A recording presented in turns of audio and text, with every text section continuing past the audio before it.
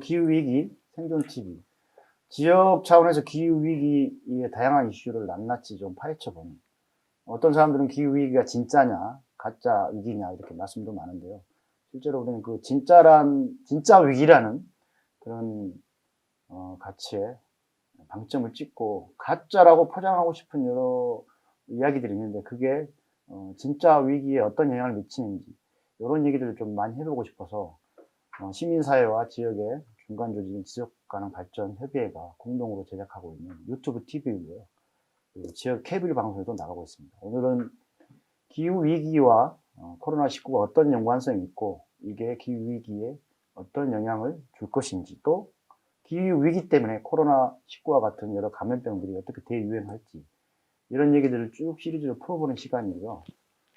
지난번하고 그 이전에 코로나19와 관련된 여러 전문적인 감염병과 그리고 우리나라 보건의료 체계의 어떤 현재 준비된 정도가 어느 정도이고 이후에 대유행이 다시 왔을 때 충분히 우리가 대비하고 있는 건지 이런 부분을 얘기했다면 이제 코로나19가 한번 지나갈 텐데요. 또 올 수도 있겠지만 우리는 한번 지나가면 이전 정상 상태로 그냥 돌아가면 되는 건지 아니면은 코로나 이후 사회에 많은 것들이 바뀌어야 되면은 어떻게 준비해야 되는 건지 그 얘기를 본격적으로 해보려고 오늘 기회를 잡았습니다. 그리고 아마 한 번의 기회로 안 될 거기 때문에 코로나 이후 사회에 대한 지역적 논의들을 다양하게 해서 계속 시리즈로 이 얘기 마당을 만들어 갔으면 좋겠고요. 오늘이 아마 그 시작일 것 같습니다.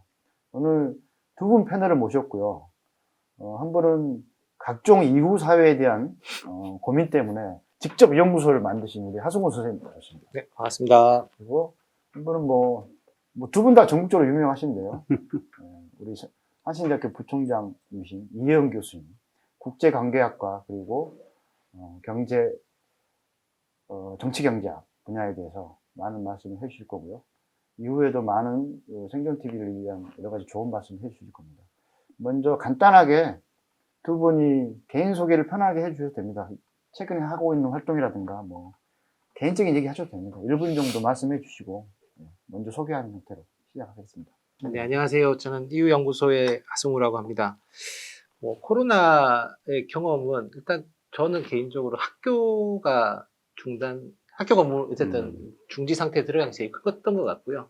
어쨌든 저도 이제 아이가 있으니까 학교를 안 가니까 이제 대부분의 생활들을 다 집에서 해야 되는. 준 전업주부시죠, 지금? 그렇죠. 반반. 이제 사실은 학교를 안 가는 것보다 더 힘든 거는 이제 급식이 중단되는.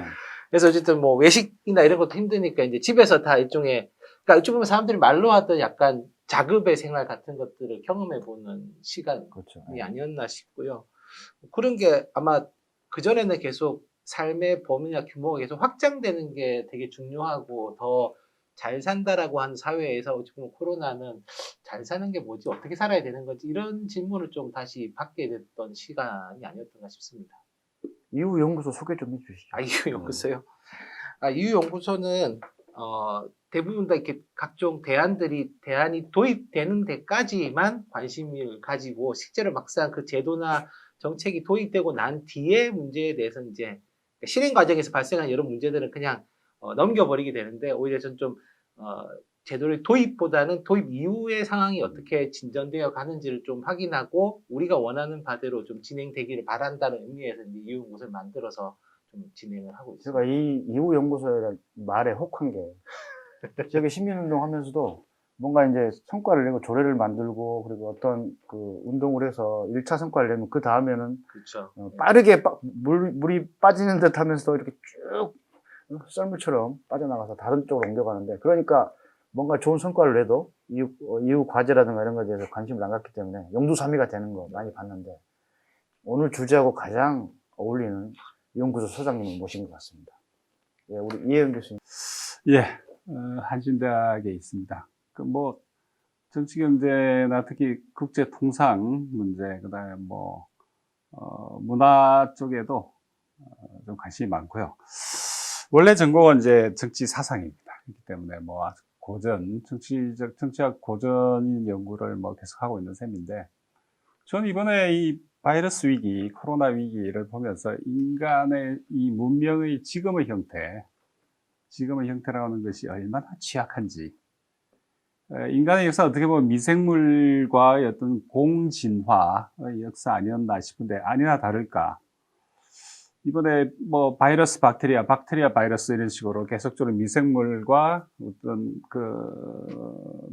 온 생명의 뭐 영장이라고 하는 인류가 아주 처참하게 깨어져 가는 그런 모습을 보면서 야, 이 문명의 형태라고 하는 것이 고작 저 하찮게 보였던 미생물의 글로벌 공격에 여지없이 흔들리는 그래서 지금의 이 문명의 형태를 좀 더 새롭게, 좀 더 역사적으로 한번 되돌아봐야 될 필요가 있지 않겠나 하는 그런 생각까지 들더라고요. 그래서 이제 고작 인류가 이 미생물의 공격에 할 수 있는 최선의 방책이라는 것은 자기 유폐. 예, 자기 유폐. 이 외에는 뭐 뽀적 수가 없구나. 그래서 거창하게 뭐 사회적, 물리적 거리두기, 뭐 이런 식 여러 가지 이름으로 불렀는데, 예, 결국은, 의학적 방법으로 할 수 없는 걸, 결국 사회학적 방법, 뭐 유상에서 거리두기라는 게 사회학적 방법이죠. 사회학적 대처인데, 그래서 이게 결국 인간이 별거 아니구나. 싸워왔던 게. 그런 생각까지 하게 됩니다. 너무 자괴감이 드는데요. 저는 어쨌든 저도 정신적으로 너무 힘들긴 했어요. 왜냐하면은 생활이 견딜 수 없으니까. 여기서 말하는 생활은 경제적 생활이 아니고 쭉 해왔던 활동이라든가 생각들을 원래대로 할 수 없으니까 그게 계속 되니까 그럼 어디로 가야 되지? 방향타를 못 잡겠는 거예요. 어쨌든 갈 데도 없고. 그런 부분에 교수님 학교라든가 부총재학 정책을 맡고 계신데 그런 부분에서 뭔가 큰 변화는 없으셨나요? 생활상? 크죠. 우선 우리 수업이라는 거 하고 난 학생들 수업을 듣겠고 우리는 수업을 하는 어떤 주체로서 입장에서 보면요. 일단 이거 벽 보고 이제 수업을 해야 되니까 벽 보고 그다음에 이게 원래 수업이라는 게 항상 인터랙션 아닙니까? 상호 주고받기인데 그래서 학생들의 반응, 시선, 뭐 가끔 졸음, 하품까지 다 포함해서 그 살아있는 생명체가 이렇게 움직이는 걸 보면서 할 때 그 힘으로 다시 수업을 뭐 연강을 하면 3시간까지 가는데 이거 뭐 벽 보고 계속 하는 게 훨씬 더 피곤하죠. 물론 학생들이야 뭐 등록금 돌려달라고 이야기하지만 실제로 그렇죠. 수업을 그 수업 서비스를 제공하는 입장에서 보면 훨씬 더 힘들어요. 많이 힘들어 하시는 것 같아요. 그럼 이게 뭐 단기적일까요? 제가 봐서는 이게 장기적으로 이런 식의 뭐 강의라든가 온라인 교육에 뭐 적응해야 되는 거 아니냐 이런 말씀을 하는데 그런 거 경험하면서 실제로 그러면 이후 사회, 코로나 이후 사회가 어떻게 바뀔 건지 고민 좀 하셨을 것 같아요. 교수님이 방금 큰 말씀 해주셨는데 소장님 어떻게 뭔가 화두를 던지고 싶기도 할 것 같아요. 그 이후 연구소라는 이름을 만드는 계기도 마침 몇 달 전이잖아요. 1년도 안 됐고 그래서 이렇게 큰 문제가 생길지 몰랐어요. 몰랐던 거죠. 거창한 연구소를 만드셨는데 뭐 두 분이 코로나 이후 사회에서 저도 고민을 해봤거든요. 개인적으로도 해봤는데 뭐 답은 없지만은 뭐 좀 구상하신 게 있을 것 같아요. 그걸 좀 얘기 듣고 싶어요. 아니 뭐 보통 요즘 많이 얘기하는 게 이제 언택트 사회에서 이제 일종의 이게 접촉으로 인해서 질병이 확산되니까 접촉을 줄이는 아까 교수님 말씀하신 것처럼 이제 거리두기 이가 일시적인 게 아니라 이제 지속화되는 형태의 사회로 갈 것이다라고 하는 예측들이 많이 나오는데 근데 사실 실제로 그런가 따져보면 저는 그렇게 유지는 사회는 없다고 생각하거든요. 결국은 어쨌든 비어있는 그 공간을 누군가는 채워줘야 되는 그러니까 어쩌면 지금도 제가 보면 어쨌든 이게 현대 지금 신자유주의 자본주의의 문제는 결국 투명노동, 그러니까 결국 이렇게 아주 필수적인데 필수적인 부분들을 보이지 않게 만들어서 마치 그것이 가치가 없고 없어도 되는 것처럼 보이게 하는 형태의 사회 질서인데 사실 제가 볼 때 지금 나온 대부분의 뭐 비대면 강의라든지 여러 가지 이런 것들은 이제 그런 걸 너무 일종의 자연스러운 방향으로 설정해 놓고 가고 있는 것 같아서 사실 좀 그게 본 대책은 아니다. 그게 그렇게 사회가 유지될 수 있을까? 정말 그럼 왜냐면 사회는 기본적으로 접촉과 관계로 맺어지는데 그렇죠. 그거를 배제해 버린다면 사실은 그게 무슨 사회지? 이런 생각이 만약에 그렇게 거리를 두면 다른 이게 말씀하신 것처럼 그 빈 공간을 사람이 채울지 아니면 뭘로 채울지 저도 궁금한 건데. 그거를 뭐 기계라고 얘기하지만 제가 볼 때는 기계가 충족시킬 수 가령 상당수의 많은 지금의 노동의 영역들이 돌봄 노동인데 돌봄 노동을 기계화시킬 수 있을까?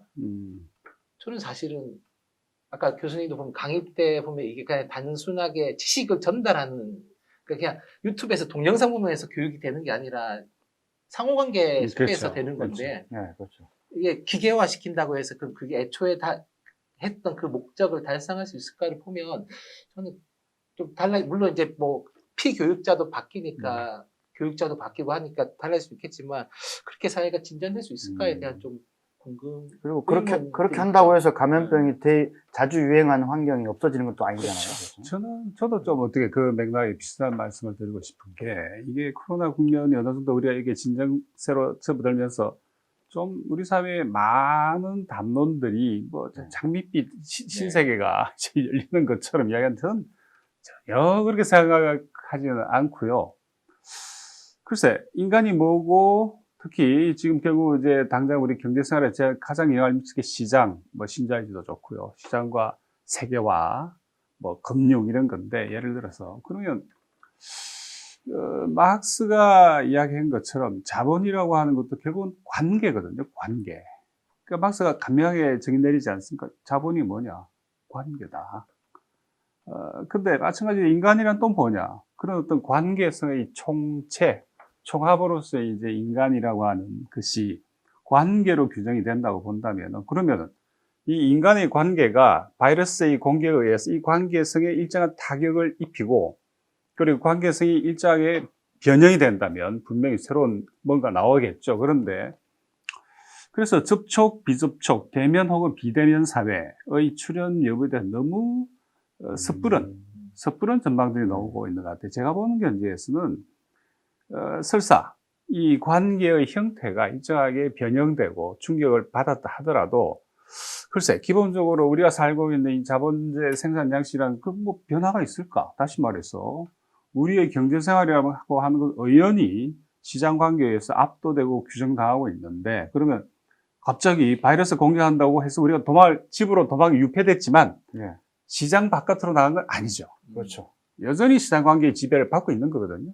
그렇게 그래서- 본다면은 과연 어떤 변화가 올까? 저는 기본적으로 이 경로 의존성이라고 학자들이 이야기하지 않습니까? 예전에 해왔던 대로 또 하는. 그래서 이 경로 의존성의 잔인한 법칙들이 결국은 관철이 될 거고, 혹 바이러스의 공개에 의해서 이 인간의 관계성이 일정하게 손상이 된다면 그 피해는 우선 사회적 하층, 특히 비정규직 쪽에, 특히 우리 사회 같은 경우에는 중소자영업자, 그 다음에 청년층, 그 다음에 여성들 가운데도 힘든 이 근로 여성들, 이쪽으로 우선 그 부담이 집중이 될 거고, 자본제라고 하는 건 속성상 위기가 닥치면은 부담되는 걸 떨어뜨리잖아요. 마치 그 우리 봉준호 감독 그 열차 나오는 영화 설국열차.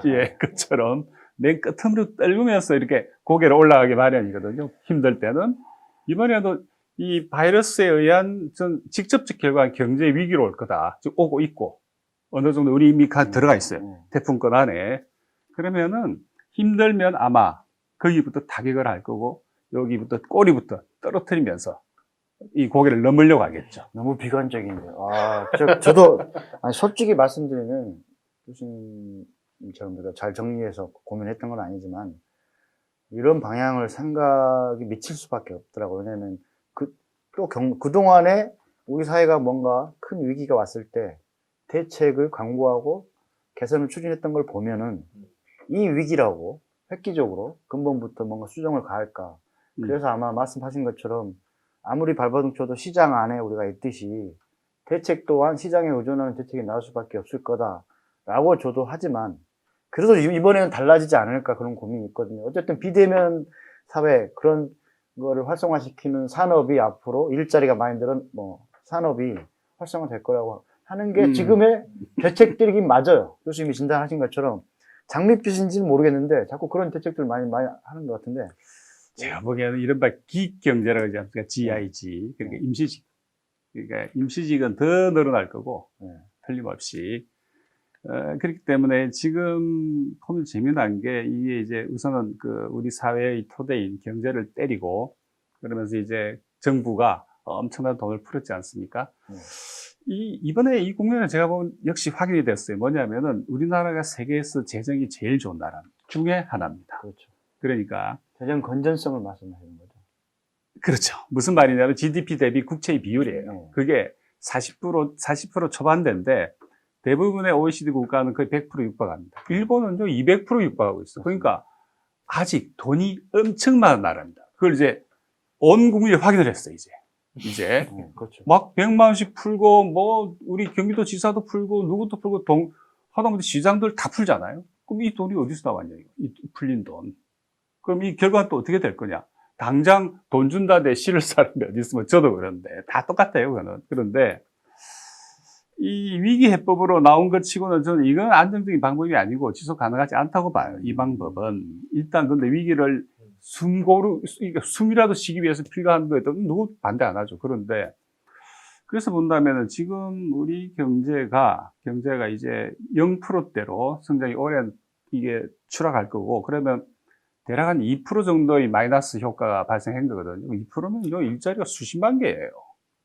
수십만 개. 그러면 이 날아간 일자리를 일단 재정 투입을 통해서 금방 창출되진 않습니다. 단지 비어있는 호주머니를 메워주는 효과는 있지만 그걸 통해서 우리 경제가 다시 뭐 일어난다?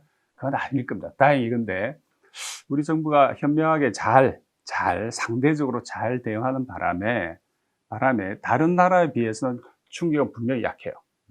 딴 미국은 뭐 3%, 4%대 GDP 충격이 오고 일본도 오르고 중국도 이게 특히 유럽도 그러다면 상대적으로 잘 대응을 했는데 주로 그렇지만 앞으로도 반도체, 그다음에 전자, 뭐 일정하게 뭐 잘 나가는 금융, 화학 이런데 결국 이 사람은 괜찮아요. 계속 잘 나갈 겁니다. 그러면 나머지는 그러니까 잘 나가는 극소수대 그다음에 기타. 그러니까 우리는 대부분 기타 범죄에 속하는 거죠. 그래서 양극화는 더 심화될 겁니다. 소장님 어떻게 이 진단에 대해서 저는 동의하는 바가 크거든요. 그래서 현실적으로 제대로 비관할 수 있는 건 해서 네. 끝까지 진단을 해서 근본적인 대책을 세워야지 섣부르게 예를 들면 이전에 쓰던 방식으로 해서는 솔직히 어렵다고 보는데 뭐 어떻게 생각하세요? 뭐 교수님이 말씀하신 뭐 산업적인 면에서는 저도 비슷할 거라고 네. 보고 사실 임시직이 이번에 어쨌든 정부가 해고율을 줄이기 위해서 되게 노력했다고 하지만 실제로 대량 해고는 계속 발생하고 있는 거지 않습니까? 그리고 어쨌든 그 해고가 발생하는 쪽들은 주로 이제 대기업보다는 이제 중소기업 쪽에서 많이 발생을 하는 거고요. 그럼 어쨌든 해고된 사람들이 다시 뭔가 일자리를 찾아야 되는데 좋은 일자리가 나올 거냐? 그래서 좋은 일자리가 없으니까 결국은 이제 일종의 긴급적인 지원금을 통해서 생계 유지만 하는 거지. 앞으로 어떻게 경제가 다시 편성될 거냐에 대한 방향은 아직 저는 없고 사실 지금 정부가 내놓은 뭐 한국형 뉴딜이나 이런 거 보면 결국 약간 디지털 쪽으로 간다는 건데 그렇죠. 그럼 이 일자리에서 밀려난 사람들이 이 시장으로 재취업이 가능할 거냐면 제가 볼 때 그건 아닐 것 같다라는 그건 생각이죠. 중요한 부분이네요. 그래서 그런 문제에서 일단 잘 안 될 것 같다는 생각이 있고 사실 저는 약간 산업적인 면도 있고 이 위기가 2차적으로 올 수 있는 부분은 어쨌든 이 코로나는 기후위기랑 붙어 있는 거고 기후위기는 끝난 게 아니라 사실 코로나가 종식돼도 기후위기는 더 심각해지는 그렇죠. 거라는 거죠. 뭐 지금 당장 올 여름 폭염이 되게 올 텐데 그러면 이게 어찌 보면 교수님 시나리오 더 암울한 시나리오일 수도 있는데요. 두 개가 겹치면 진짜 네. 진짜. 그러니까 어쨌든 폭염이 온 상황 속에서 그동안에 폭염 대비 시나리오는 대부분 다가 경로당으로 직결하세요 해서 에어컨 있는 데서 지세요. 도서관으로 모이거나 이런 방식이었는데. 쉼터나 대피소죠. 그렇죠. 근데 지금은 코로나 때문에 이제 그게 안 된단 말이죠. 경로당은 이미 지금도 폐쇄 상태고, 도서관도 지금도 문 닫고 있고, 그렇습니다. 그러면서 밀집 시설들은 다 지금은 문 닫고 있는 상태인데, 폭염이 왔어. 특히 지금은 이제 6월달, 보통 7월이 아니라 2월달부터 폭염이 올 거다 이제 보고 있는데, 폭염 일수도 길어지는 거죠. 길어지죠. 그러면 이걸 어떤 식으로 대비할 거냐. 그러니까 이게 또 올해만 오고 말 것도 아니지 않습니까? 폭염이. 그리고 코로나도 어쨌든 올해만 오고 끝나는 게 아니라 뭐 코비드19가 끝나면 또 다른 변종 바이러스가 등장할 수도 있고 그럼 결국은 계속 현재 예측들을 가면 계속 이제 비접촉 형태로 거리두기 형태로 감염을 막아야 되는데 반면에 재난 시나리오들은 대부분 다가 밀집 형태로 대비하게 돼 있거든요. 그러면 이거에 대해서 정부가 새로운 시나리오를 만들어내는 재난 재해 대책에 대한 새로운 시나리오. 더 이상 옛날처럼 뭐 체육관에 몰아놓고 거기다가 이제 뭐 음식물이나 이렇게 이런 생활 필수품 제공하는 방식으로는 재난 대책이 안 생긴다. 그럼 이제 지금 정부가 제가 볼 때 열심히 준비해야 되는 거는 그런 사고가 발생했을 때 어떤 식으로 사회가 대응할 거냐에 대한 시나리오를 빨리 재편하는 게 좀 필요할 것 같은데 지금 중앙정부도 그렇고 지방정부도 그렇고 그런 데 관심 있는 데는 없는 것 지금 같아요. 코로나19 관련해서 시사적인 얘기를 하는 분들이 있고, 이후 사회, 뭐, 음. 경제사회 대책을 많이 말씀하시는데, 재난대책과 관련해서 이 민감한 부분에서 지적한 건 저는 못 봤어요. 근데 제가 놓쳤을 수도 있는데, 교수님 이거 혹시 이런 얘기 들어보셨어요? 글쎄요, 저도 아까 내가 처음에 말씀드렸다시피 이번에는 이제 미생물과의 한 일전 격전을 치른 셈인데, 근데 자연재해는 미생물도 아니고 현상이지 않습니까? 그렇기 때문에 이거는 뭘 집단적으로 스크럼을 짠다 해서 이겨낼 수 있는 것도 그렇죠, 아니고, 그렇죠. 이거는 정말.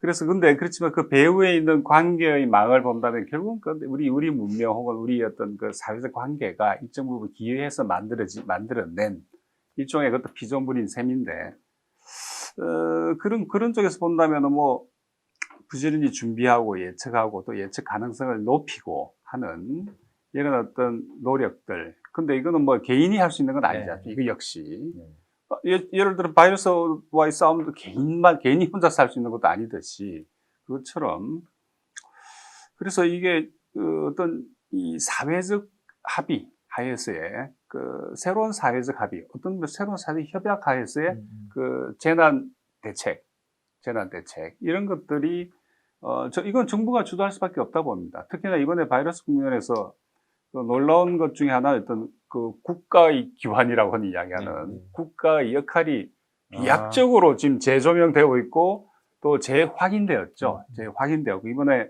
아까 말씀드린 것처럼 여러 가지 형태로 어떤 재난 보조, 재난 뭐 기금, 뭐 기본소득이라 부르든 아니든 관계없이 그런 형태는 국가 주도형이거든요. 그러니까 국가 주도형 어떤 그 재난 대책 전형적인 거였죠. 특히나 우리처럼 세계에서 가장 정보화 수준이 높은 나라가 우리 아닙니까? 대한민국. 동시에 세계에서 학력이 제일 높은 나라도 한국이에요.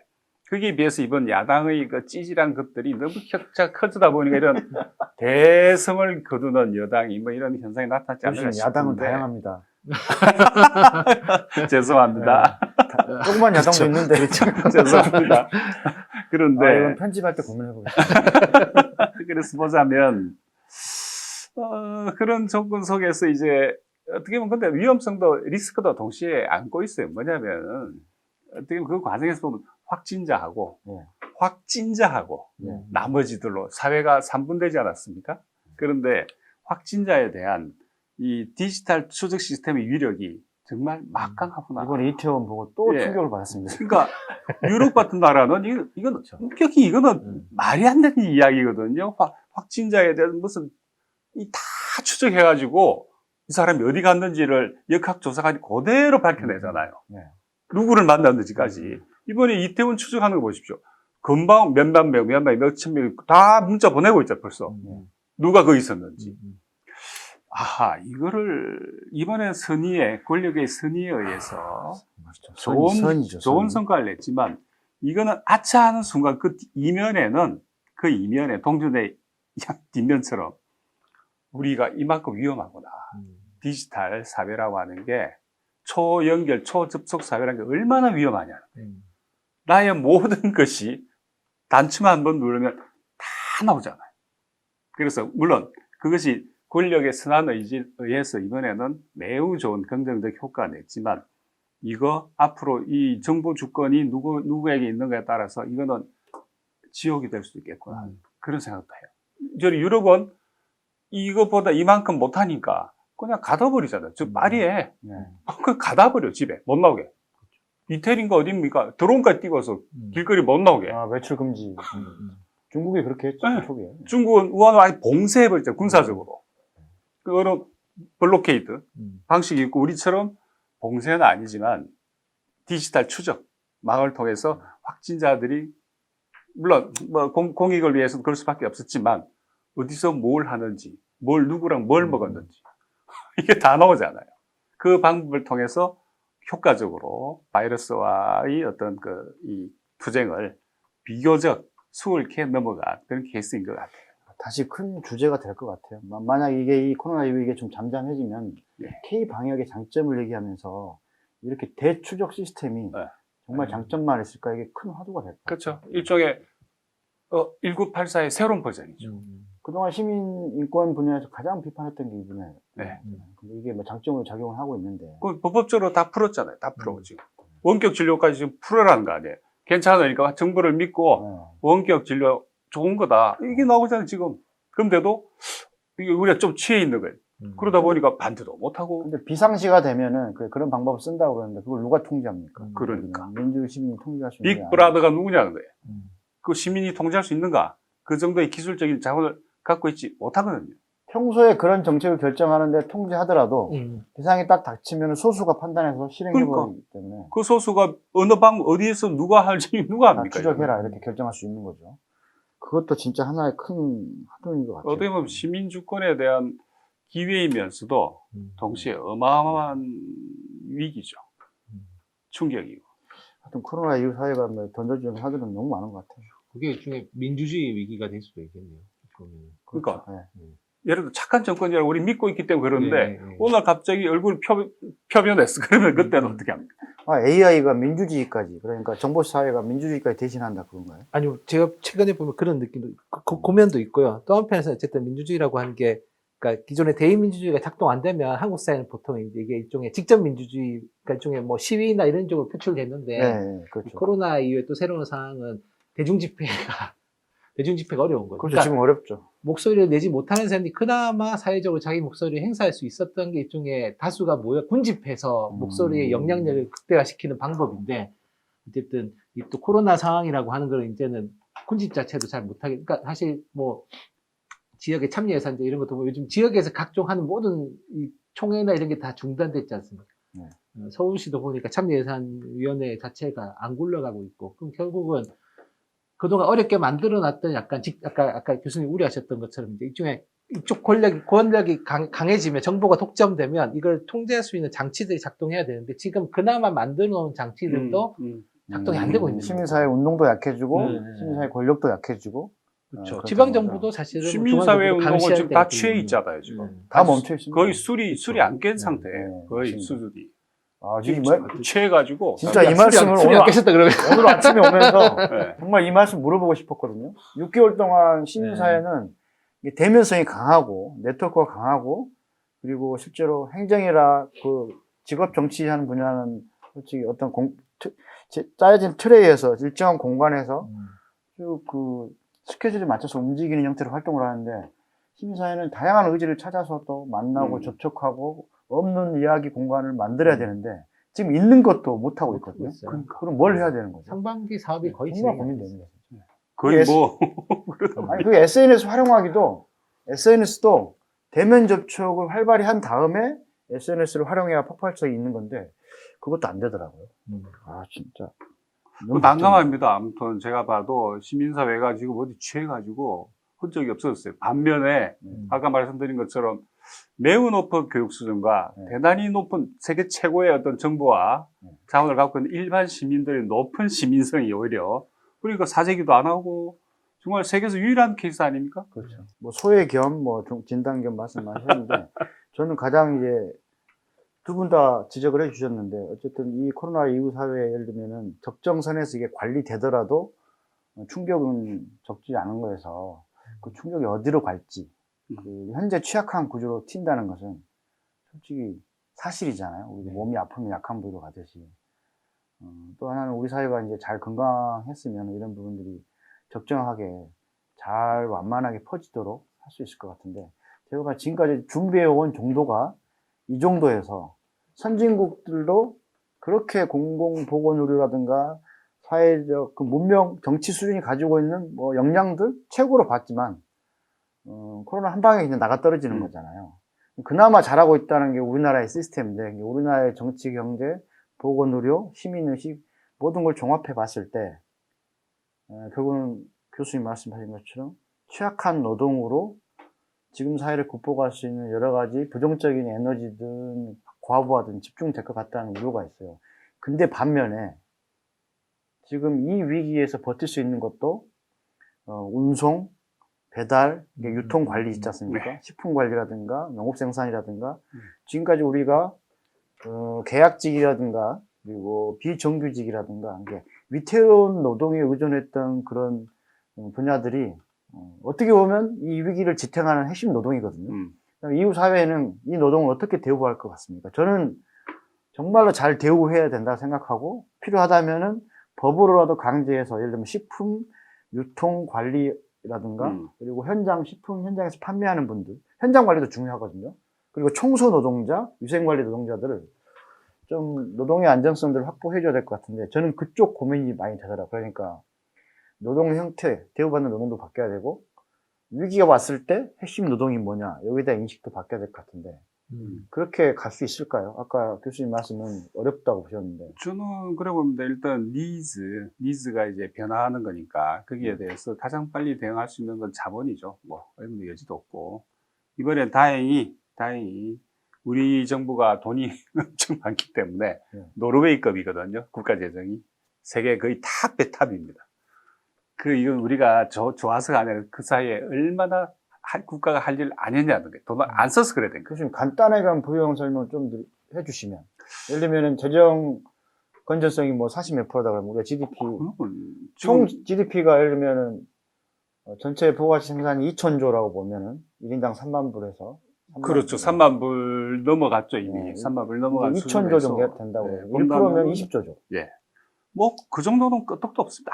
뭐 한강에 돌 던지기 정도밖에 안 돼요. 이번에 돈 뭐 11조 추경이 그러면 0.5%밖에 안 되네요.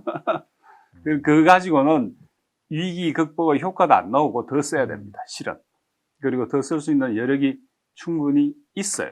그런데 지금까지 우리 기재부 라인을 잡고 있었던 그 긴축 논자들 그 보수적인 재정 운용을 해온 거거든요. 그러다 보니까 돈을 안 써서 이렇게 재정이 좋아졌는데 그래서 우리 재정이 그 정도 아직 충분한 리저브가 있다는 거거든요. 그래서 지금보다도 더 많은 재정 투자를 해야지 좀 더 빨리 이 국면을 넘어갈 수 있다 이렇게 보는 건데 어느 분야로 재정 투자를 집중해야 되나요? 일단은 우선 필요가 있는 다시 말해서 저소득층부터 깔아야죠. 그래서 재난 기본소득과 연계되는 거네요. 그렇죠. 근데 저는 조금 관점을 달리한 부분은 뭐냐면은 1인당 10만씩 예를 들어 쏜다는 전 별로 아니라고 봅니다. 더 많이 필요한데 더 많이 주는 게 저는 예를 들어 사회적 양극화 극복을 위한 목적을 위해서도 그렇고 실질적인 효과를 위해서도 그렇고 일회성도 안 되고 금액도 부족하고 그렇죠.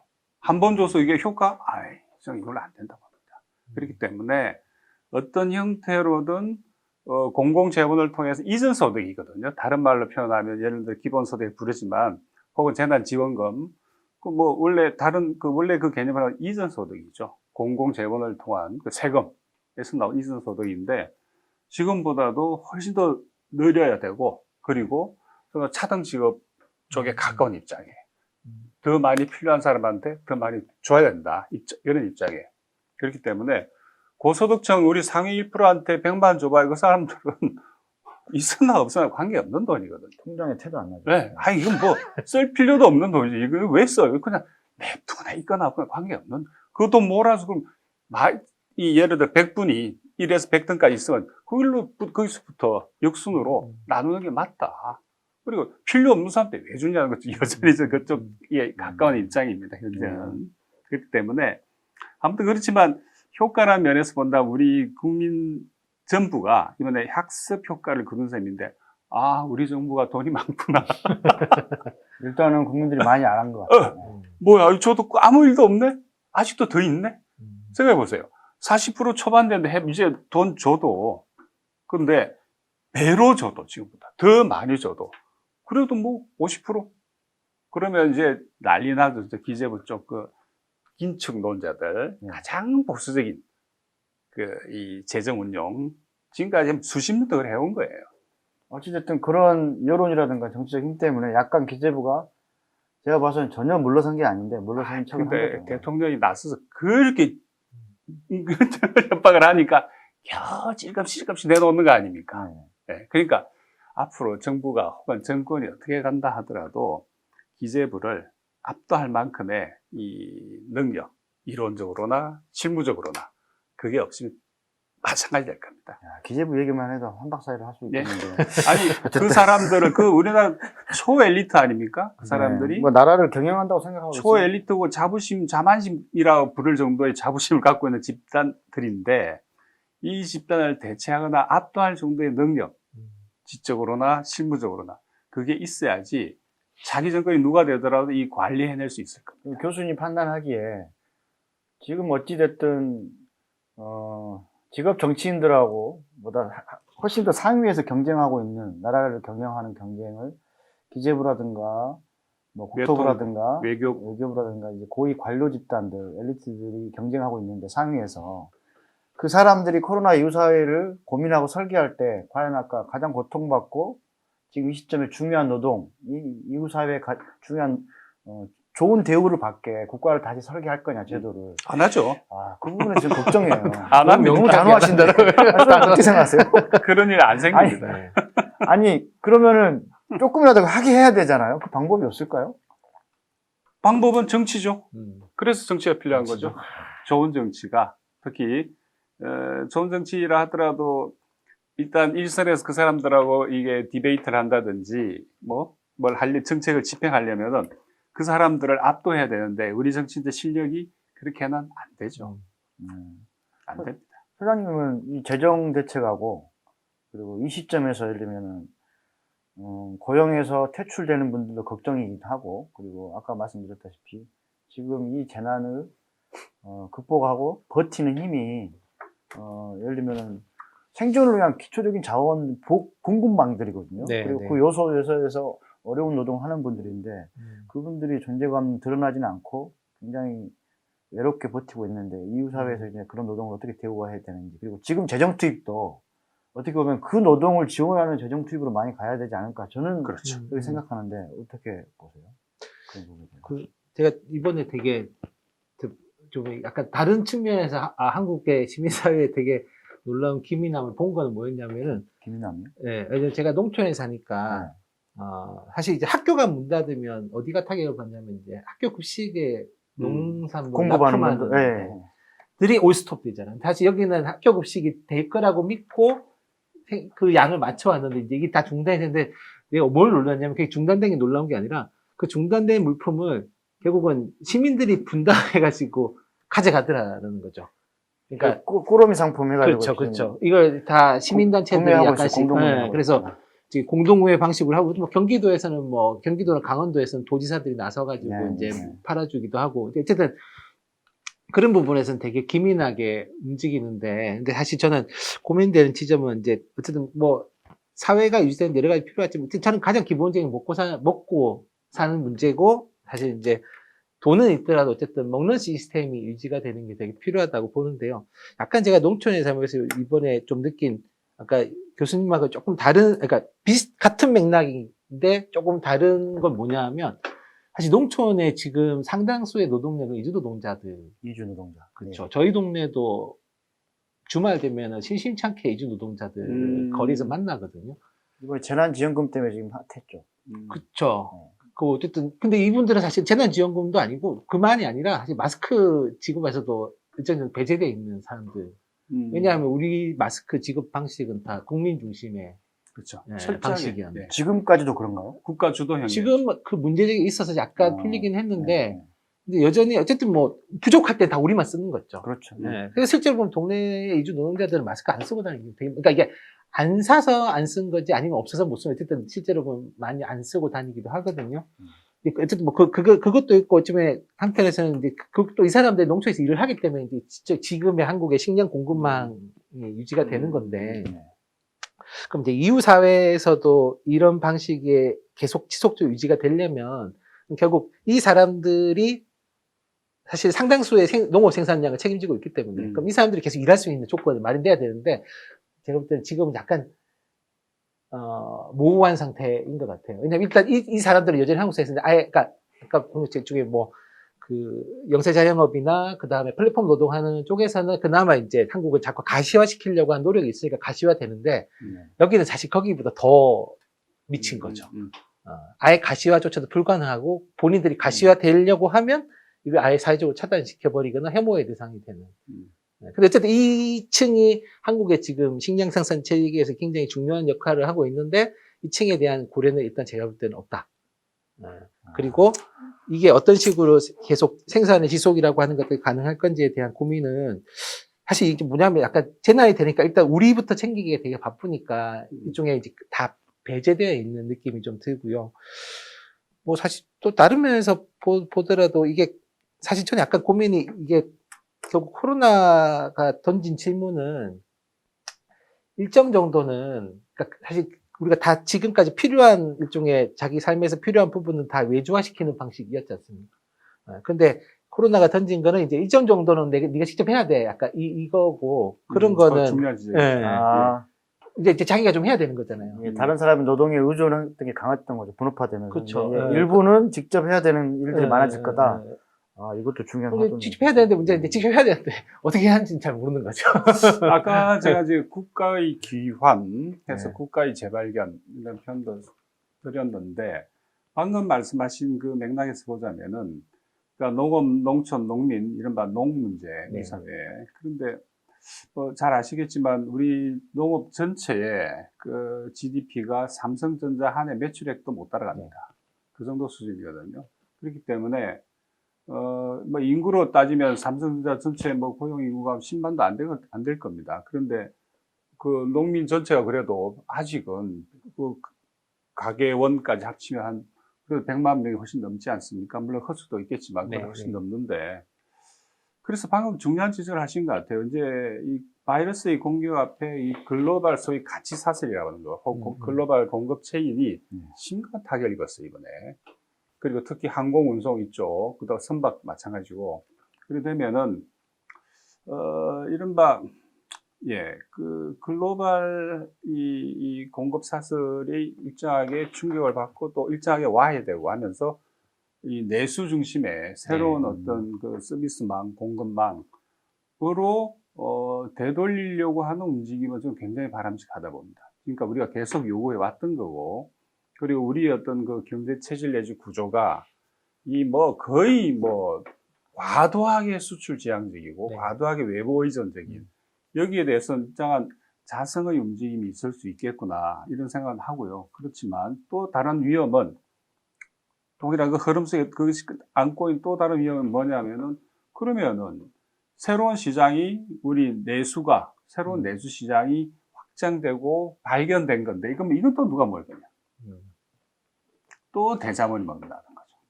또 왜냐하면은 지금 협동조합 내지 여러 가지 다양한 경영 형태, 자본주의 안에서의 형태를 실험하고 또 그걸 추구하시는 분들이 과연 대자본만큼의 준비와 자본력과 동시에 어떤 그 캐파, 능력이 준비되어 있냐.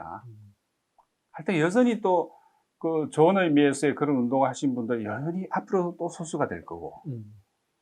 그렇기 때문에 지금 모릅니다. 지금이라도 이제 이 부분을 해서 법적으로 예를 들어서 삼성전자가 농업에 농촌에 왔다 갔다 하는 건 정말 꼴 불견이거든요. 진짜로. 옛날에 80대, 90년대 뭐 재벌이 변기 장사한다고 국수 장사한다고 뛰어든 거 아닙니까? 그때 얼마나 욕을 먹었어요. 그래서 이제 못 들어오게 아예 한 이런 법적, 제도적 장치, 이건 반드시 있어야 돼요. 그래야지 확장된 내수 시장이 그나마 새로운 고용도 창출하고, 안 그러면 틀림없이 삼성전자가 왔어요. 농업 땅 사고 난리 날 겁니다. 틀림없어요. 그리고 이게 희망이 없을 때 우리가 뭐라고 그랬습니까? 농업은 방법 하나밖에 없다. 농민을 공무원으로 하든지, 아니면 농민을 삼성 직원으로 취직시키든지, 그 외에 방법이 뭐가 있냐? 는 거였거든요. 그렇게 본다면은, 이번에 그 부분에서는 조금 기회의 창이 열린 게 아니냐 하면서, 그렇게 돼야지 아까 말씀드린 제일 밑에서 또 밑에 있는 밑창에 깔려있는 외국인 노동자도 어느 정도 좀 이렇게 배려의 손길이 갈 수 있는 길이 열릴 거다 이렇게 봅니다. 그러면은 이게 지금 급하게 우리가 급한 수혈을 하듯이 재난기본소득이라든가 현금 지원성 정책들이 지금 나오고 있는데 일단은 총선을 거치면서 첫 관문부터 굉장히 어려웠죠. 뭐 사회적 대합의를 한 것도 아니고 어쨌든 총선 과정 자체가 사회적 합의라고 본다면 이후에 어떤 그 소외노동이라든가 재난 시에 어떤 지탱할 수 있는 노동에 대한 평상시에 일반적인 배려에 대해서 지금부터라도 그런 쪽을 지원하는 정책이 재정 정책이 나오면서 장기적인 무슨 농민 기본소득이라든가 이런 쪽으로 가야 되는 건데 현재 나오고 있는 수원시도 10만 원씩 그냥 다 현금으로 지원하는 거고 경기도도 이제 하고 국가에서 하는데 이게 뭐 다음에 또 한다 이런 말은 없고요. 그리고 코로나 이후 사회를 봤을 때 방금 교수님이나 두 분이 전망하듯이 이런 전망 때문에 이런 재정 정책들이 어떤 형태로 지속적으로 반복돼야 되고 어떤 성격이어야 되는지 이런 말들은 안 나오고 있거든요. 그 얘기를 좀 지금 대책들을 좀 진단해 주시면서 앞으로 재정 정책들 현금성 지원 정책들은 어떻게 가야 되는 건지 그거 아마 가장 서민들이 궁금해할 것 같아요. 그렇죠. 일단 한 번 줬으니 이제 또 줄 거야 하는 마음도 생길 거고. 기대들 하고 있죠. 그런 면에서 본다면은 좀 스포일 시켰죠. 그리고 또 이번에 선거 과정에서 하필 터지는 바람에 유사일에 이런 현금 살포가 선거 과정에 있었는지도 의문이고, 그것도 아마 적잖이 여당한테 유리하게 작용을 했지 않았을까 보는데, 그건 어떻겠습니까? 뭐, 누가 일부러 만들어낸 것도 아니고. 안 줄 수도 없는 겁니다. 그러니까. 그래서 뭐 어쨌든 뭐 그야말로 대박운이 터진 건데, 그 자체는 뭐 이제 뭐 그 자체의 문제이고, 앞으로 그러면 말씀하신 대로 그러면 그럼 뭐 매달 주면 되겠네. 네? 그러면 뭐야 이거? 그건 뭐야? 그러면 어떤 반발이 생기죠. 이게 체제 시스템 쪽에서 뭐야 이 뭐하는 짓이야 이래 될 거거든요. 그러면 또 조중동이 벌떼처럼 덤벼들 거 아닙니까?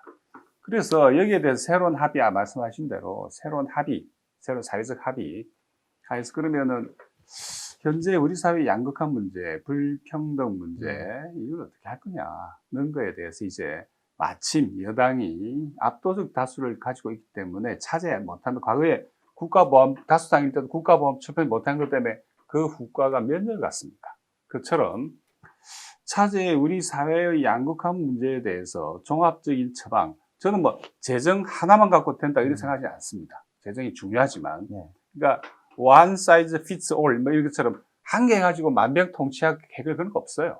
어차피 종합적인 이 솔루션들이 같이 묶여서 이게 번들로 들어가야지 효력을 발휘할 텐데, 그렇기 때문에 이제 이 강해진 여당 여권이 우리 사회의 현안 문제에 대해서 이제 과거와는 정말 달라져야 된다고 봅니다. 지금 아니면요, 글쎄요, 언제 또 이런 기회가 올까 싶거든요. 지금 아니면. 그래서 우리 사회의 묵은 여러 가지 현안, 아까 말씀 국법부터 포함해서에 대해서 이제 종합적인 처방, 그야말로 개혁을 더 넘어서 뭐 편협은 아니겠죠, 절대. 그렇게까지 못 가겠지만은 이 사회에 대한 일대 변형을 가져올 그런 그 패키지를 해야 된다. 그리고 지금 now and never 이런 말 있지 않습니까? 지금 아니면 다시는 또 오지 않을 것 같아요. 왜냐하면 보수도 이제 정비를 시작할 거 아닙니까? 그렇죠. 그리고 반격해요, 분명히. 그리고 이런 소수파 야당이 오히려 싸우긴 더 좋아요. 또 편하고 무조건 반대만 들이박히면 되니까. 여론은 별로 신경 안 써도 돼요. 뭐 그렇게 다 필요 없죠. 네, 그렇기 때문에 그런 측면이 분명히 있어. 이게 몸집만 비대해졌다 해가지고 최근에 확진자들처럼 건강해진 건 아니거든요. 그렇기 때문에 여기에 대해서 정말 이 여건이 정말 잘해야 된다. 정치가 중요하다. 네. 종합 솔루션이긴 해도 어디서부터 몇 군데에서 동시 시작하더라도 그 몇 군데에 중요한 부분이 있을 것 같아요. 그렇죠.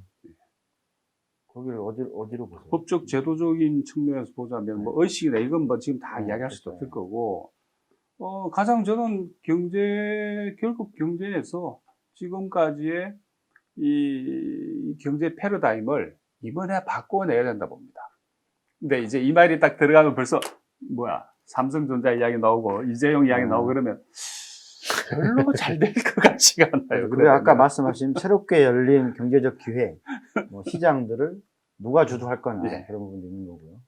그리고 노동시장이 어떻게 또 개편되고 그냥 시장에 노동을 진짜 재난 때 중요한 게 노동인데 이걸 시장에 다 맡겨놓을 거냐 이런 것도 근데 있습니다. 이번에 새롭게 되신 그 의원님들 면면을 보면은 과연 이런 혁신적인 아이디어를 갖고 있는 분이 몇 명이 될 거며 또 더 중요한 거는 세력이 있어야 될 거 아닙니까? 그죠? 그렇죠. 예를 들어 민주당 내에도 우파가 있고 좌파가 있듯이 그렇지만 예를 들어 민주당 좌파가 블록이 힘을 가져서 강력한 지금야 뭐 말도 안 하지만 경제민주화라든지 예를 들어서 근데 경제민주화 구호로만 번성하다가 없어져 버렸어요 지금. 어쨌든 이런 그 여권 내 혁신 세력들 여권 내 뭐 진보 세력을 불러도 될 겁니다 아마 그 사람들이 좀 더 이렇게 세력을 가져가지고 우리의 어떤 경제 패러다임을 바꾸는 그리고 나아가서 여기 아마도 이제 교육 문제도 끼어 있고 그래서 이 작업을 좀 당장 해야 되지 않나 지금 아니면 못합니다.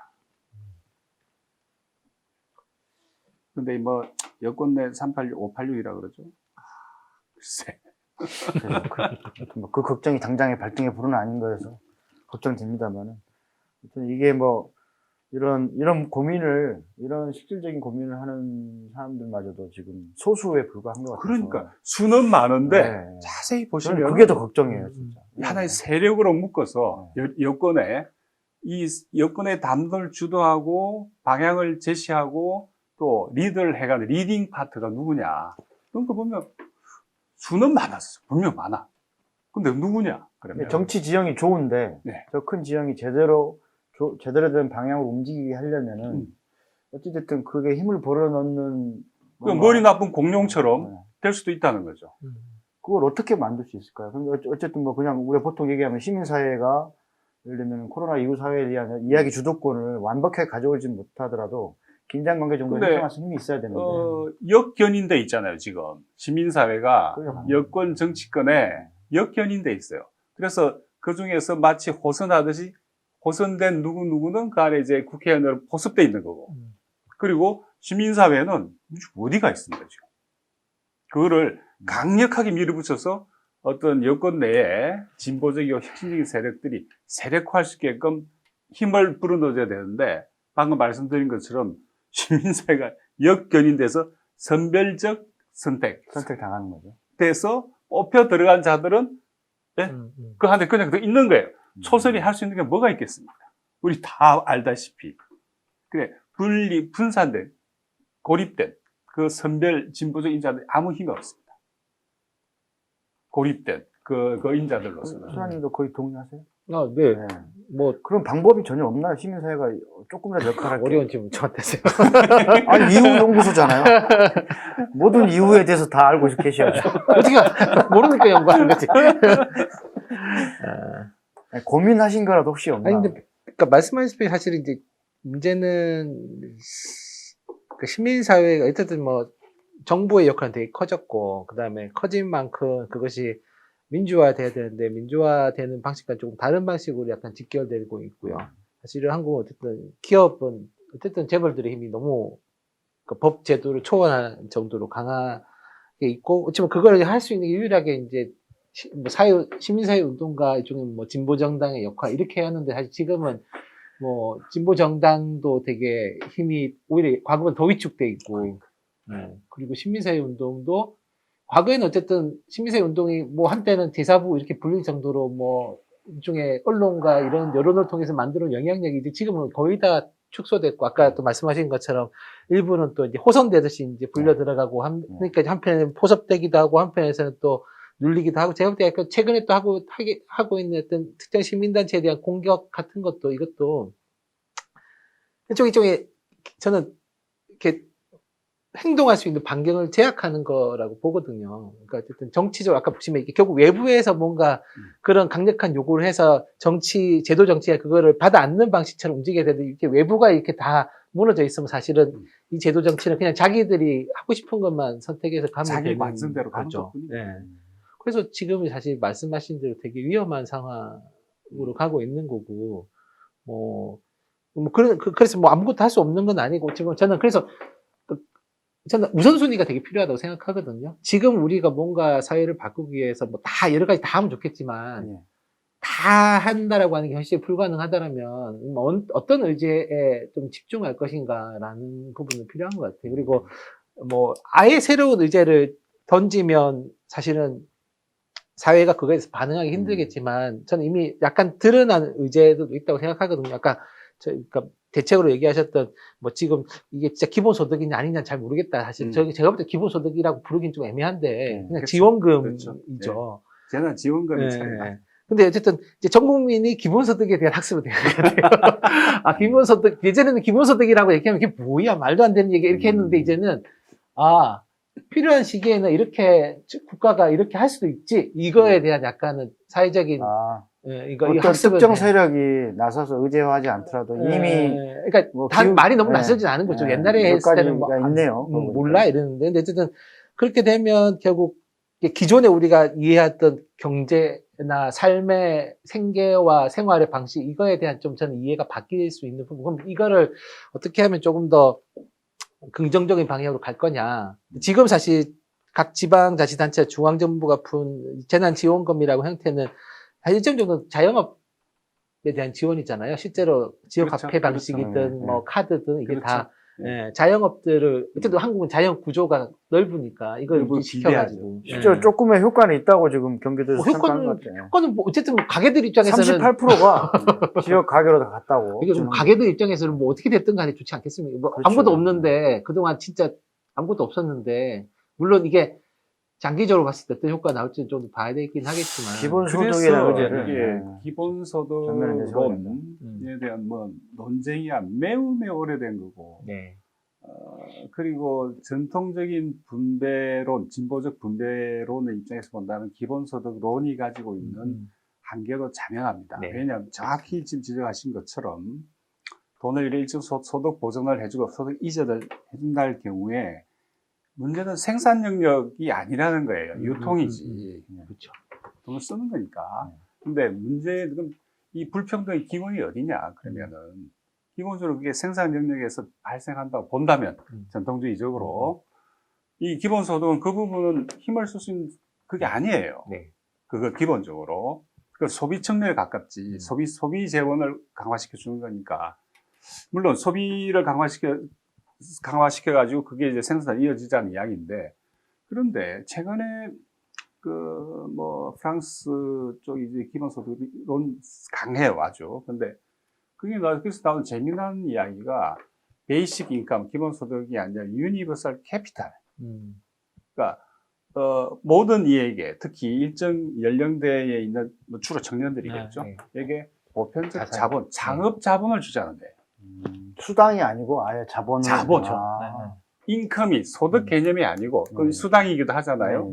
농민수당, 기본소득 뭐 이렇게 부르듯이 수당이 아니라 자본을 주자는 거예요. 그걸 통해서 진정한 의미에서 자본주의의 문제점을 치유할 수 있지 않나 하는 이런 생각들이 조금씩 또 새로운 생각인 동시에 생각의 방향들이 바뀌어가는 거죠. 저는 그 부분에 대해서는 매우 적극적으로 동의합니다. 네, 그 돈 가지고 생산 영역에서 주도권을 새로운 어떤 세력들이 만들어갈 수 있기 때문에 그래서 일정 연령대에 있는 청년들에게 예를 들어서 청년 기본소득 말고 그건 해봐야 보증금이 좀 돈 집어준 거 말고 진짜로 자본으로서 그러니까 모든 사람이 자본가가 되면 자본주의 끝나겠죠 뭐 당연히 근데 그 경우가 있을지 모르겠습니다만은 그렇기 때문에 그래서 이런 조금 새로운 논의 방향에서 기본소득을 좀 볼 필요가 있고 그래서 이거를 100% 맹신할 문제는 아니구나 하는 걸 이제 강조하고 싶은 거죠. 이게 기존에 이제 정치권을 압박하고 사회 의제, 코로나 이후 사회에 대한 어떤 핵심 의제에 대해서 경쟁하고 논쟁할 세력도 필요한데 그러면 지금 그게 부족하다면 말씀하신 것처럼 이미 지금 시민들에게 마음에 자리 잡고 있는 이게 보수나 진보를 떠나서 흔들릴 수 없는 게 의제들이 있는 것 같아요. 기본소득 문제, 방금 말씀하신 거의 더 발전된 형태. 그렇죠. 모두에게 왜냐하니까 자산을 나눠주는 처음에 문제. 생태론이 나왔을 때 처음에 이건 거의 진보의 독점물 비슷했거든요. 제가 독일에서 공부했는데 네. 그때 보면 그러더니 어느 순간 뭐 보수도 생태, 보수도 녹색 합니다 지금. 네. 그러니까 뭐 이슈 독점 구조가 해체돼 버린 거예요. 그러면서 녹색당이 당장 위기가 닥치더라고요. 저도 좀 있어 보세요. 이 기본서 돈 맛을 다 돈으로 정치하는 맛을 봤단 말이에요. 그러면 다 돈 주자고 할 거예요. 서로 어떻게 주려고 이제 정책을 보수건 진보 관계없이 다. 그러면 이슈 독점 구조가 무너집니다. 그거는 왜? 뭐 어때? 뭐 국가 재정 좋다는데 뭐 집어다 주지 뭐. 네? 그러면은 받는 사람 입장에서 뭐 물론 그게 그렇게 가야 되는데 입장에서 뭐 이놈이다 저놈이다 다 줄 텐데 뭐 이래 되는 거예요. 그러면은 다시 원위치예요. 그런 의제 중에 이런 분도 있지만 이제 돈을 주는 문제에 대해서 뭐 좌우를 떠나서 뭔가 경쟁적으로 논쟁한다면은 뭔가 시민사회 역량이 부족한 부분도 돌파구가 생길 것 같긴 한데 이게 똑같은 정치 세력이고 정당인데 이 지방 분권이 또 화두가 될 수도 있잖아요. 어떻게 생각하세요? 뭐 똑같은 정당이고 세력인데 같은 정당이어도 예를 들면 민주당 시장하고 수원시장하고 민주당 서울시장하고 민주당의 뭐 당 대표하고 다를 수 있잖아 생각이. 이런 네, 우리 지금 정당이 여당이 예를 들어 여당도 그렇고 야당도 그렇고 민주당 같은 경우에는 노선이 없어요 당내에. 그냥 다 쓸려다니고 뭐 이합집산 자기 진소관계에 의해서 야 저 찍어줘 다음에 또 찍어줄게 하면 그렇게 가는 거고. 예를 들어서 그 대개의 민주국가에서의 여당이건 정당들은 안에 좌파도 있고 우파도 있고 친기업도 있고 친노동도 있어요. 그러니까 우리 여당은 거의 없단 말이에요. 노선이 없다는 게 노선이 없으니까 오늘 친소관계만 존재하는 거죠. 노선 없는 실무주의라든지 예를 들어서 과거에 80년대 유행했던 말인데 그러니까 예를 들어 아까 말씀드린 서울시장의 노선과 수원시장의 노선이 다를 수 있는 거예요. 근데 거의 똑같잖아 뭐.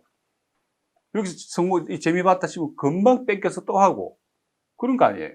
노선이 없는 노선이. 각 지방 정부에서 중앙당의 어떤 코로나 이후 사회에 대한 큰 대책이 일관되게 자기들 주도로 끌고 가려고 할 때 방금 교수님 우리가 여기서 방금 얘기한 여러 다양한 진단들을처럼 다른 목소리를 내서 뭔가 다양성을 기할 수 있을 것 같아요.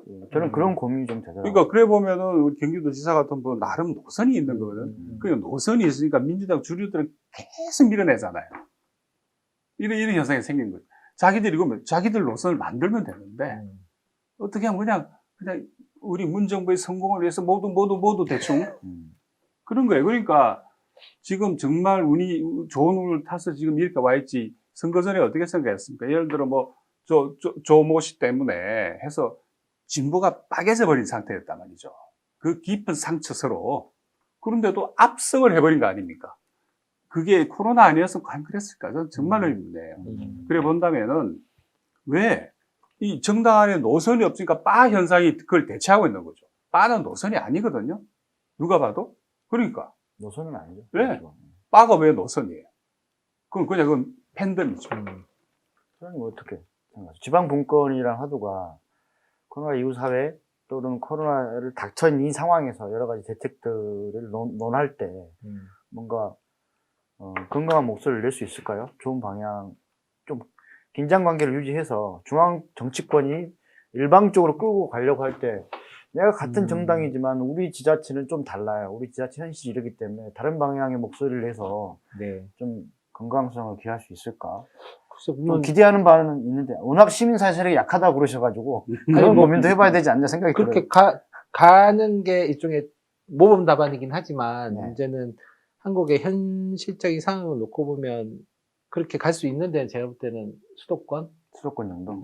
비수도권은 사실상은 지방정부가 새로운 노선을 뚫고 갈 만한 자원을 가지고 있지 못하고 사실 권한도 없죠. 문재인 정부 같은 저는 추진했던 것 중에 하나가 어쨌든 헌법 개정을 통해 가지고 뭐 연방제 준하는 분권형 국가로 가겠다 했는데 사실 그게 약간 중단된 상태고. 전혀 안 움직이고 그렇죠. 행정안전부가 만든 지방자치법 개정, 전부 개정안이 올라간 지가 한참 되고 20대고 결국 안 하고 끝내버렸거든요. 근데 결국 뭐냐면 이거는 이게 별로 이 현재 정치인들은 이거에 이해관계가 별로 없다라는 거죠. 그러니까 안 관심도 움직이는 없고. 네. 그리고 사실은 지방분권에서 별로 호의적이지 않아요. 왜냐하면 안 분권적인 게 자기들이 움직이기 좋은 방식이기도 한 거죠. 왜냐하면 지방 권력을 자기들이 일정 정도 통제해야 되는 부분도 있는 거고, 지금 선거제도가 어쨌든 지역구랑 비례랑 막 섞여 있는 상태니까요. 그러니까 결국은 이게 약간 그러니까 지방 분권이라고 하는 게 뭔가 이런 위험과 재난이라고 하는 것들에 대응하고 뭔가 좀 대안적인 노선을 만들기 굉장히 좋은 형태일 수 있다라고 하는 게 정답이라면 실제 그럼 한국이 그런 형태의 실제 사례들을 만들 수 있을 거냐를 보면 사실 저는 뭐 되게 어렵고 어찌 보면 이제 지금 뭐 경기도가 움직인 게 그나마 이제 주목을 받는 게 그런 거잖아요. 한 번도 지금까지 뭐 어쨌든 이재명 지사가 주목받는 거는 그동안 뭐 이 제도 정치 단체장들이 잘 안 해왔던 방식들을 되게 하는 거죠. 그러니까 제가 말씀드린 노선이죠, 네, 일종의. 그래서 제가 보면은 현재 지금 우리 정치 구조가 그게 지역구 의원이 지방 정부장에 대한 공천권을 갖고 있는 조건에서는 이거 안 됩니다. 이 고리를 끊어야 돼요. 그러니까 국회의원 눈치 보고 있는 거야, 시장이. 그렇지 않습니까? 네. 왜, 국회의원 동시에 중앙 정치거든요.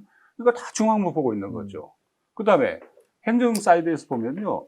이건 우리 지방자치라 부르기도 민망한 수준인 게 세상에 행정부시장 같은 걸 중앙에서 파견하는 게 무슨 지방자치예요.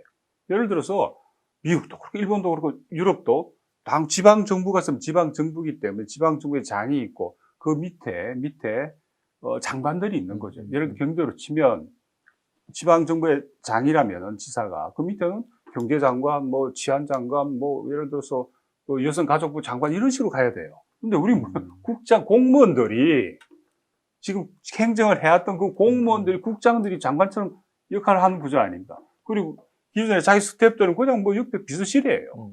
이런 구조 가지고는요 지방자치 안 됩니다. 그러니까 이 행정부시장부터 해가지고 왜 선거를 통해 당선된 사람을 지명을 하든지 해야죠. 러닝메이트를 하든지.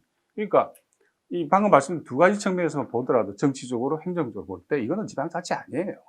그러니까 이거를 진정한 의미의 지방 분권화가 되려면은 우선 그 국회의원이 지방정부의 공천권을 행사하는 거 없애야 됩니다. 이거.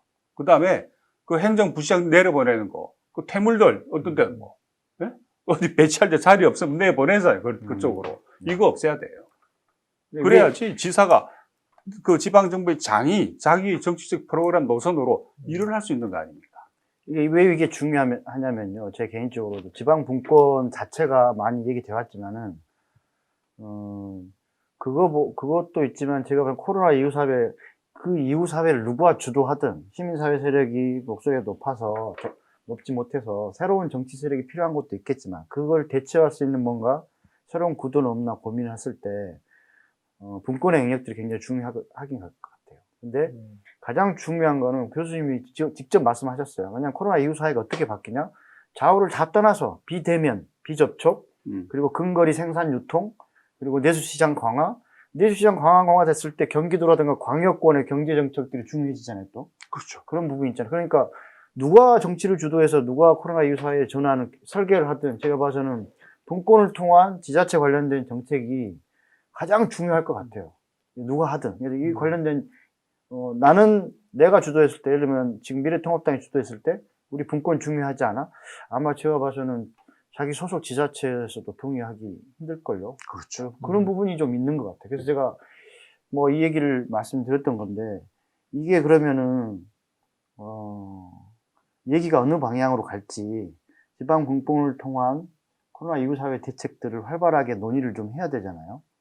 근데 어쨌든 지금 이야기 마당들은 많이 만들어지지 않고 있어서, 지금 이렇게, 어느 지역에서 이렇게 하고 있을지는 모르겠습니다. 시민사회 단체들도, 아무것도 안 하고 있는 건 아니겠지만은, 적극적인 얘기를 마당을 못 만들고 있기 때문에, 그렇죠. 두 분이 고민하시는 거는, 뭐, 사회적 논의 활성화에 대한 고민들이 제안들을 이번에도 보시면은 뭐 여당이 압승을 한다면 그쪽 지지자들이 너무 취해 있어가지고 심장이 파해가지고 지금 아직도 꿈을 못 깨고 있는 것 같은데 아주 좀 냉정하고 객관적으로 볼 때 이번 경우에 선거라면 정책이 있어야 되는데 정책 가지고 한 게 뭐가 있지?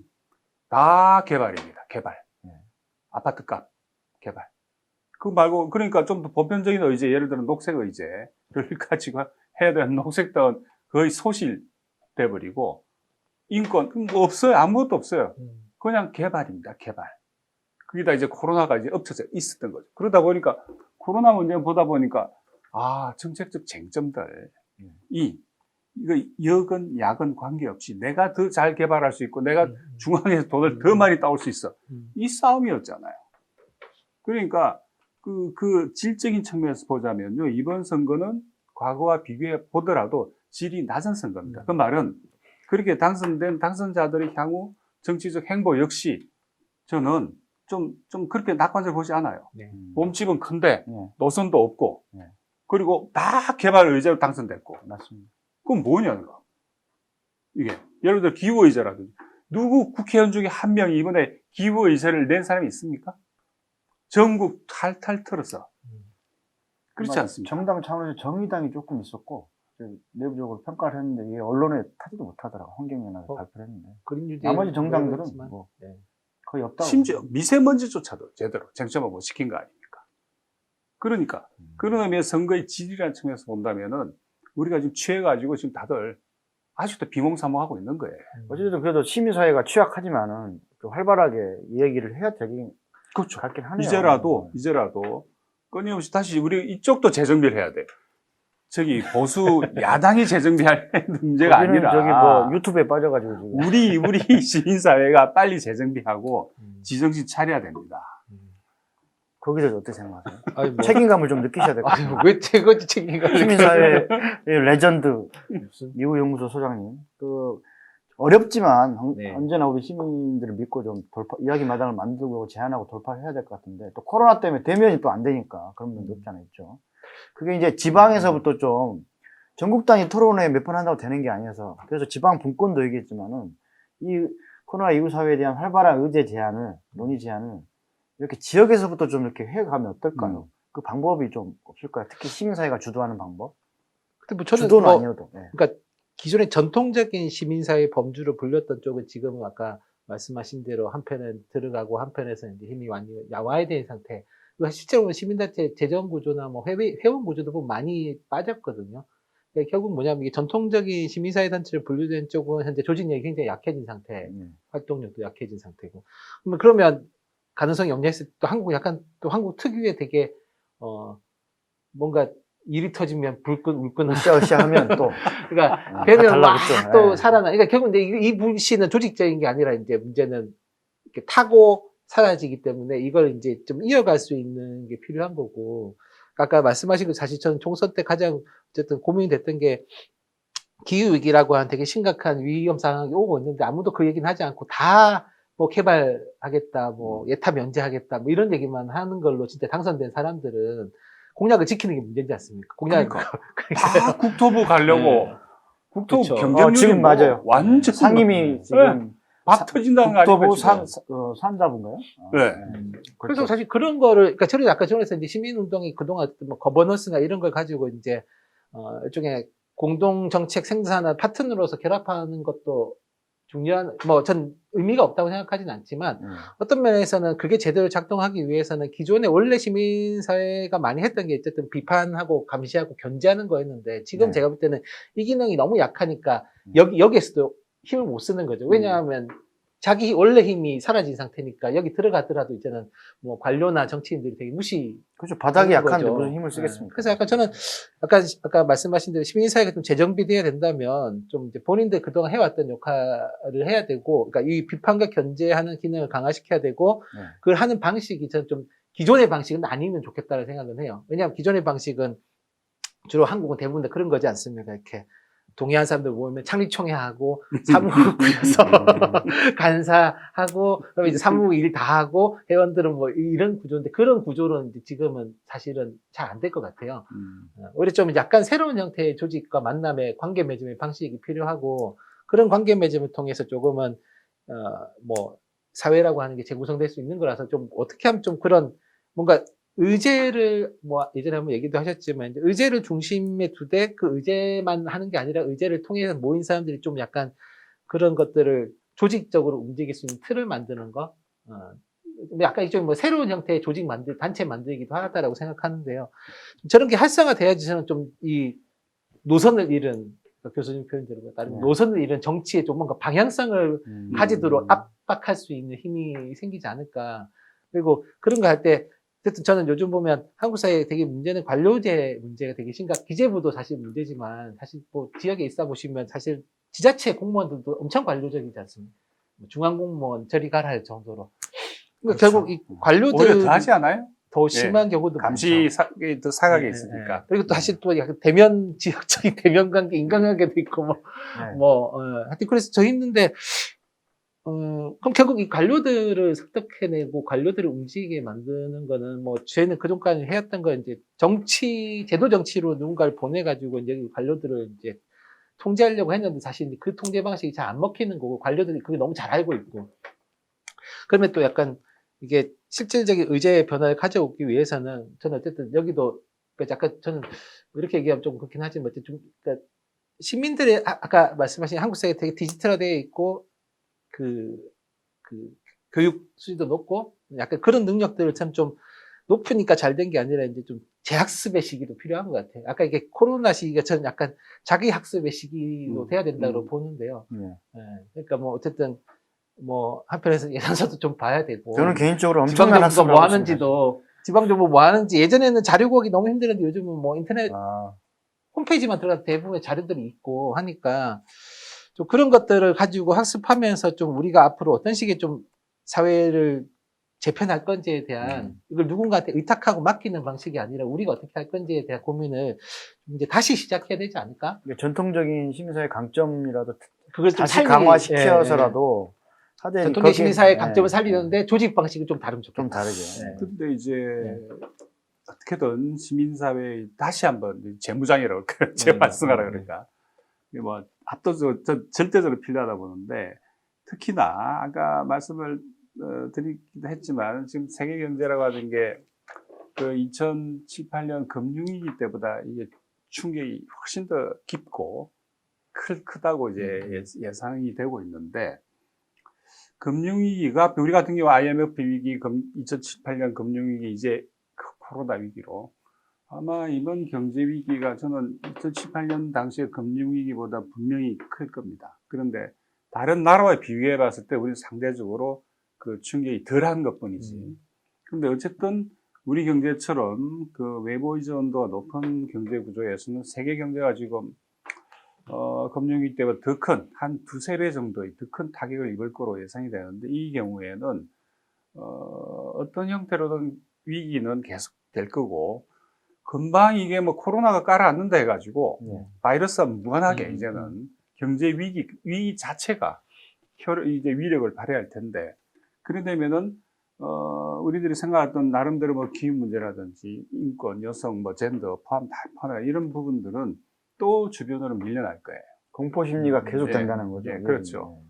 제일 강하게 온 거 항상 인간이라는 게 공포에서 규정된 게 제일 어떻게 보면 크니까 그럴 경우에는 뭐 일자리 문제 또 이런 맨날 노동사회에 오래된 문제를 맨날 치부해 왔던 것들이 또 이제 또 전면에 나서고 그러려면은 이제 노동과 자본뿐만 아니라 노동과 이 노정 정치권 간의 갈등들 이런 것들이 다시 튀어나올 수밖에 없는 거고 그건 결국은 또 뭐랄까 일종의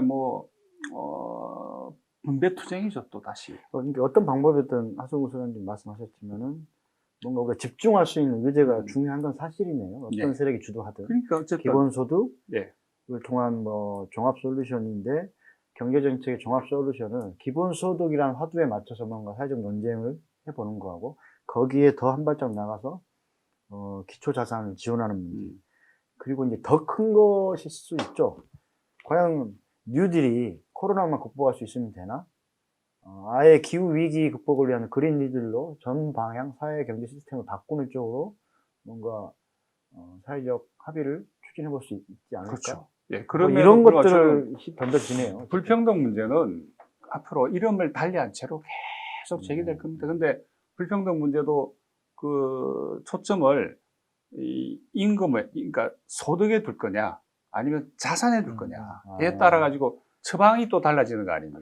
그렇죠. 그죠? 네, 맞습니다. 예를 들어서 소득, 베이식 인컴, 기본 소득이 소득 불평등에 대해서 일정하게 치료 효과가 있다 치더라도 자산 부분은 전혀 어떻게 해볼 수가 없는 거거든요. 우리나라가 소득과 자산 불평등, 그러니까. 자산 불평등이 엄청 훨씬 더 큰 거거든요. 그렇죠. 그렇기 때문에 아까 제가 말씀드린 유니버설 캐피탈 개념, 그러니까 보편 자본주의, 창업 자금을 통해서 이 자산 부분을 불평등, 양극화를 어느 정도 이 치료할 수 있는 그런 처방들, 이런 것들이 좀 같이 가야 되지. 어느 한쪽 빼버리면은 여전히 자산 불평등이 그게 네. 핵심인데, 또 손도 못 대고 돼요. 그런 얘기들을 좀 앞으로 해야 되겠네요. 그렇죠. 왜냐하면 실질적인 대책을 세우려면 그렇죠. 사회를 어떻게 바꾸자고 얘기하려면은 그 부분을 얘기 안 근데 하고 지금 마치 기본소득에 무슨 어떤 새로운 무슨 대명사처럼 돼 있는데 그걸 뜯어보면은 그게 또 여전히 허점들이 많다는 거예요. 그걸 가지고 그 하나의 뭐 처방 가지고 모든 게 해결된다? 저는 그런 날은 안 올 거라고 봅니다. 교수님 아까 이제 경기 수원 쪽에만 계시니까 원래 전국적인 활동도 하시지만 경기 수원 쪽을 봤을 때 시민사회를 봤을 때 네. 지금 빨리 취한 상황에서 벗어나서 네. 빨리 정신을 어떤 차려야 돼요. 화두를 가지고 어떤 네. 형태 좀 이렇게 이 시민들과 이 코로나 이후 사회에 대한 어떤 공론장을 만들어 봤으면 제안하시는 건 혹시 없으나요? 그러니까 우선 일자리 문제가 될 수밖에 없고, 일자리. 네, 그건 어쩔 수가 없죠. 그건 기본적인 기본이니까. 또 대통령이 뭐 이제 뉴딜 이야기도 하고 있고 그렇기 때문에. 근데 지역 차원에서 특히 아시겠지만은 경기 남도와 북도 사이의 그 GRDP 네. 격차가 한 7배 정도 되지 않습니까? 거기까지 못 7배, 봤네요. 7배. 근데 남쪽이 그나마나 화성이라든가 수원 쪽이 그나마 매우 높은 게 네. 삼성전자 때문이죠. 그 다음에 화성 지역 안에 깊숙이 들어가면 몇천 개의 또 이 중소기업 제조업들이 포진하고 있거든요. 그러니까 이런 어떤 이 속에서의 어떤 그런 경기, 저는 어떻게 보면 행정계획을 통해서 경기남도 북도가 분리된 게 맞겠다는 생각을 하는데 어쨌든 지역에서의 일자리 창출이라고 하는 의제, 네. 그 다음에 지역에서의 양극화라는 문제, 네. 이런 거, 이런 좀 하드코어적인 경제. 되게 그런 문제에 시민사회가 시민들은 관심이 있을 수도 있는데 시민사회는 관심이 없어요. 관심이 별로 없죠. 네. 시민들이 그- 처음에 관심인데 시민사회는 아예 관심이 없어. 그 의제를 좀 네. 먼저 치고 나가자. 그러니까 시민사회가. 마침 또 베이식 인감이 막 괜찮네요. 이렇게 화두에 오르고 있으니까 좋은 기회가 되는 거죠. 그럼 그와 함께 이제 뭐 여러 가지 또 다른 이슈들이 산재해 있으니까 그는 괜찮네요. 방법도 혹시 고민하신 게 있으세요? 결국 재정인데 그래서 뭐 흔히 할 때마다 뭐 또 이제 AI니 또 뭐 빅데이터니 우리 대학도 마찬가지죠. 어떻게든 뭐 AI 빅데이터 입만 열면 AI 빅데이터 이러고 있는데 근데 이 부분에서 뭐 어쩔 수 없다고 봅니다. 이 부분은 이게 지금 시장의 제일 큰 흐름이고 그리고 우리 같은 경우에는 지금까지 축적 내지 성장 형태라고 하는 게 이제 이미 한계에 왔거든요.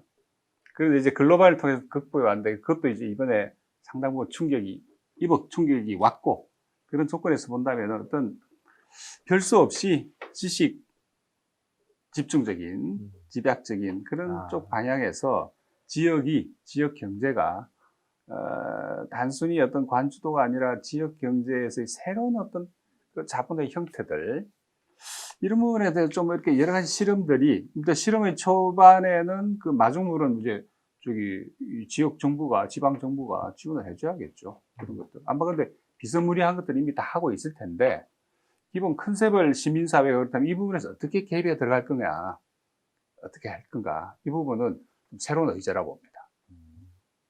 주로 뭐 인권이라든가 뭐 이 노동 중에서도 이렇게 특히 비정규직 이런 데 많이 집중해 왔다고 그런다면 지역 시민사회가 좀 시대의 중심적인 문제에 대해서도 특히 시민들이 가장 관심 있어 하는 부분에 대해서 시민사회도 좀 나름 솔루션도 찾아보고 제안도 해야 될 때가 되지 않았나.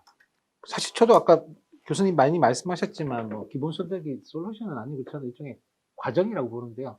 그렇죠. 그러니까 그것만으로 저는 해결될 수 있는 문제는 많지 않다고 봐요. 근데 어쨌든 이게 일종의 뭐 과정을 거칠 수 있는 힘을 어떻게 만들어줄 거냐의 부분인 것 같고, 사실 저는 그래서 어떤 면에서는 뭐 일자리도 이게 지금 보면 그렇지 않습니까? 일자리가 뭐 이게 한국 사회는 기계화 때문에 자동화의 영향도 있지만 어떤 면에서는 그 경영합리화라는 이름을 통해서 그냥 사실은 일자리를 인력을 무조건 감축한 거죠. 인건비 비중을 낮추기 위해서 인력을 계속 감축하는 방향으로 가고, 그러다 보니까 저는 발생하는 문제가 결국 안전 문제. 뭐 사실은 그 2000년 물류공장 화재 사건도 보시다시피 여전히 우리는 산재나 이런 게 많은 나라에 살고 있지 안전의제. 않습니까? 근데 일단 저는 산재가 많은 이유는 되게 뭐 복잡한 이유도 있지만 어떤 면에서 간단한 이유는 결국 이윤을 위해서 인력을 감축한 거고, 결국 그거는 일자리가 더 있을 수 있는데 억지로 일자리 줄여놓은 그렇죠. 상태인 네, 거죠. 결국 저는 뭐 새로운 일자리 뭐 이번에 대통령도 어쨌든 사개부처에서 뭐 한국형 뉴딜 비판이 있으니까 또 이제 그린 뉴딜 했는데, 어쨌든 재밌는 관점, 그걸 일자리 관점에 접근하시는 거죠. 그린 뉴딜을 하면 일자리가 어떻게 늘어나는지. 네. 그러니까 하지만 그런 게 저는 실질적인 아마 사람들이 화두가 됐고, 저도 그럴 것 같고요. 근데 어쨌든 그린 뉴딜이든 이미 그렇게 감축되어서 불안전한 사회를 만들어버린 문제든, 어쨌든 새로 생기는 일자리와 기존에 이미 있어야 하는 일자리들을 저는 뭐 새롭게 만드는 것도 있지만 어쨌든 기존의 것들이 제대로 법 규정을 지켰을 때 확보돼야 되는 일자리도 있는 거고. 있어야 하는 일자리, 이 말 좋네요, 진짜. 그러니까 결국 두 명이 해야 될 일을 한 명이 하니까 안전사고가 발생하는 거잖아요. 그러니까 그런 것들을 계속, 그러니까 뭐 그런 거죠. 법대로 하는 거죠. 산해하청도 하면 안 되는데 산해하청 불법적으로 하는 거잖아요. 그럼 진짜 산해하청 하면 정말 제대로 징계를 해서 애초에 그렇게 하도록 하면 저는 조금씩 상황이 바뀔 거다라고 보는 면이 있어요. 그래서 뭐 중대재해 기업처분 이런 것도 같이 가야 되는 거예요. 기본소득만 되면 되는 게 아니라 사실은 노동시장을 제대로 만들어줄 형태의 법제도가 같이 가야 된다고 보고, 그리고 사실 그 예전에 그 IMF 이후에 보면 어쨌든 일자리 문제 때문에 결국 실업극복 운동본부 나오고, 지금 보면 공공형 일자리 되게 많거든요. 지방정부들이 공공일자리를 많이 하는데, 문제는 공공일자리가 다 일종의 임시화되어 있고 질이 나쁜 노동, 그러니까 공공일자리가 좋은 노동이라고 인식해야지만 사람들이 그게 좀 더 확장될 때, 지금은 공공일자리 하면 그냥 약간 알바 정도인 거죠. 실제로 그러니까 되게 일의 내용도 정말 딱 고수준 정도로 일의 내용을 하는, 그러니까 저는 공공일자리 형태나 이런 걸 좀 바꿔서 좋은 일자리로 만드는, 그래서 그런 게 확장돼서 사실은 뭐 그게 그린 뉴딜로 갈 수도 있고 지역 에너지 쪽으로 갈 수도 있고, 아니면 뭐 지역 돌봄 노동을 조금 더 공공화하는 방향 갈 수도 있고, 이렇게 될 수 있는 거잖아요.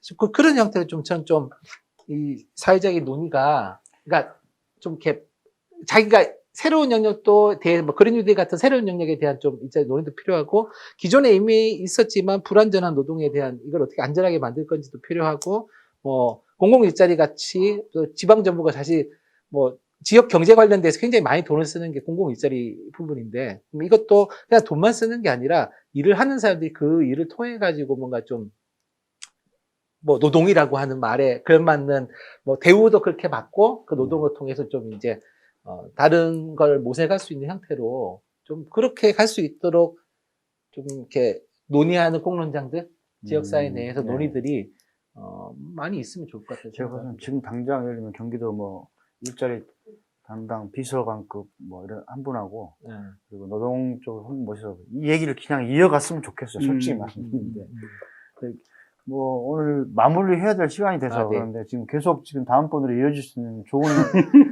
얘기들 던져주셔가지고, 원래 의도한 바였지만은 자주 와주셔야 되고요. 어쨌든 이 이야기가 지역에서부터 특히 지방 차원에서 또 지방 정부 차원에서 이렇게 많이 좀 얘기가 됐으면 좋겠다는 생각이고, 우리 이제 기후위기 생존 TV가 이걸 좀 제안하는 기회라고 보시면 될 것 같고요.